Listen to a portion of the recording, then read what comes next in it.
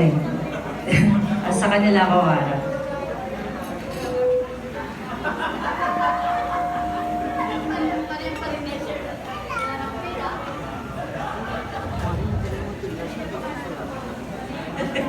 Hiningan ako sa paglalakad ko dun pa lang.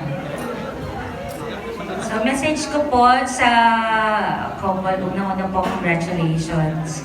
Kuya Jazz and Kay. Finally. Ramdam niya. Anyway, tinype ko po talaga yung message ko po sa inyo.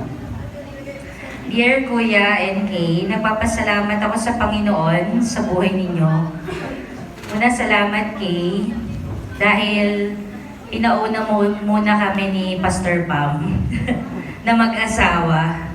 So natupad yung usapan ng pagkakasunod-sunod natin. Si Pastor Pam muna, then ako, finally ikaw naman. Yes, salamat po kay Kuya naman po. Salamat Kuya, kasi hindi mo, ano to? Hindi mo tinignan at batayan ng edad ko para bigyang respeto at pakinggan ng ilan sa mga payo ko at mga tinuturo bilang pastor. Salamat po dahil napaka-teachable ng inyong puso sa pagkatuto sa salita ng Diyos. Kaya di kami nahirapan sa pagtuturo din sa ibang kabataan dito dahil sa inyong dalawa ni Kay. Pasensya na, naabala yung pagkain ninyo. Hindi lamang kayo naging haligi ng ating simbahan, kayo rin ay naging katuwang ng simbahan. Sa lahat ng bahagi, maging sa gitna man ng pagsubok. Saksi man din ako sa pag-usbong ng relasyon ninyo at pananampalataya sa Diyos. Salamat po. Napakaraming nangyari sa relasyon ninyo, siyang tunay, na hindi naman natin inaasahan at ginusto. Tunay na walang perpektong relasyon, kahit ang tapat na lingkod ng Diyos ay sinusubok at pinapatibay ng problema at pagsubok.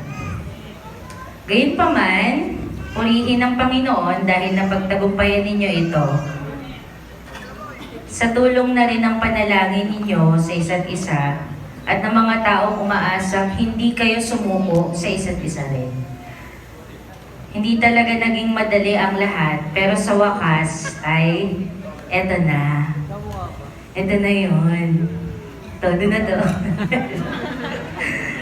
Masasabi kong, welcome to the club. Sa Kumas Ministry.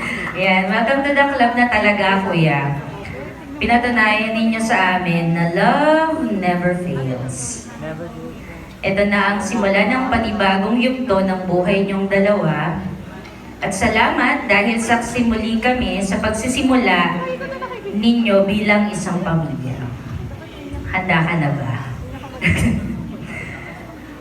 Oo, kasi sunod-sunod din to eh.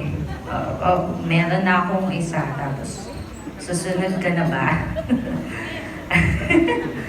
Magpatuloy pa nawa, so mahal ko po kayong dalawa, magpatuloy pa nawa kayo sa paglilingkod ng magkasama sa Panginoon. At palagi ninyong piliin ang isa't isa. At huwag niyong kaligtaan na ipanalangin din ang bawat isa. Laging ang Diyos ang maging takbuhan ninyo at sandigan sa bawat pagsubok na kakaharapin ninyo. Nang sa gayon, di kayo maligaw, sa halip ay makasumpong kayo ng kasagutan bilang mag-asawa. And I thank you.